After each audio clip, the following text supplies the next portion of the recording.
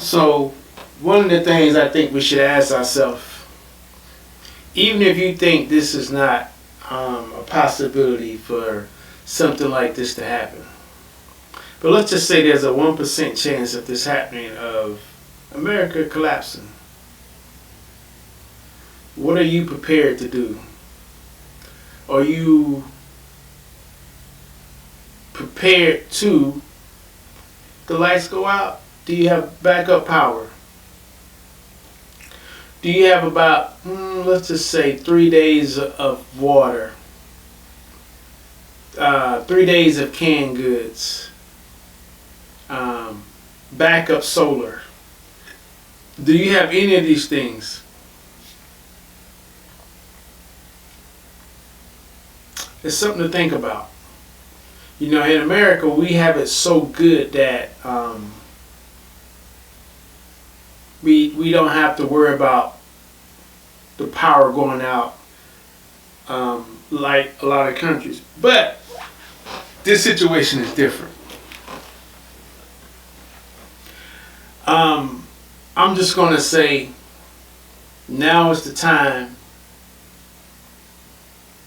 to think about yourself, your loved ones, your mother, your father, your uncles, your aunts, your cousins. How can we work together? Because if they start these tariffs, which is already in the process, it's just a matter of it trickling down. And, you know, you go and gas is already high, but, you know, gas prices going to go up. Because if they have to pay more for gas, they're going to pass it on to the consumer. Same thing with food. Now is the time to learn how to farm. Now is the time to learn how to hunt. Now is the time to learn how to dig a well. Now is the time to just be prepared. Now is the time to have a way to protect your family. Yep. Do you have something at home that you can protect your family? Because in the event that food gets in a shortage and someone finds out you have food and they don't have food, yeah, you can maybe feed a few people here and there. But for the most part, people start thinking evil when it comes to something like that. So we're hoping that, you know, we don't have situations like that. We're really hoping, but America's never, that I know, have been through anything like that. We've always been sticking our nose into other countries' business. You know, nothing wrong with going to other countries, helping them out, but I see veterans here that have a hard time even just getting their 100% disability. I see here, just here in Atlanta, you go to downtown Atlanta, I see more homeless people there, outside in the cold. We don't have them, you know, they don't have anywhere to go. America needs to get America's affairs in order. We can't just keep printing money, and that's what we've been doing, printing money, and the deficit is getting higher and higher. A lot of people don't know that China actually bought the United States debt. This is something you should look into. While the U.S. is printing money, China said, I'm going to capitalize off this, and we're going to buy the United States debt. So what that basically means is, for the lack of words, we owe China. Yes.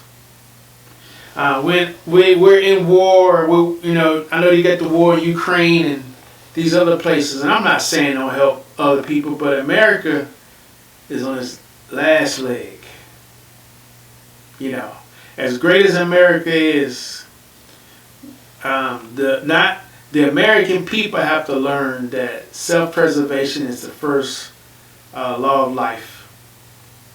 And these billionaire countries, these billionaire people here in America that don't have to worry about where they're gonna get their next meal. They're not eating the steak that's in the store. They're eating the steak off of the land that they can go out there and butcher and clean and eat that hasn't been pumped with steroids. They're not eating these chickens out here that's been pumped with steroids. That's causing all these birth defects and all these other things. So I say, on my closing of this, how many people that you have in your corner that you can immediately work with? It's something to think about. If things get rough, who did you have that can help you, or who can you help? It's something to think about. So I say, again, organize yourself, get with like-minded people, and we got to do the best because things are about to get rough. So think about it. Food supply, backup energy, water, and a means of protecting your family and yourself. Those are the 4 things we need to think about.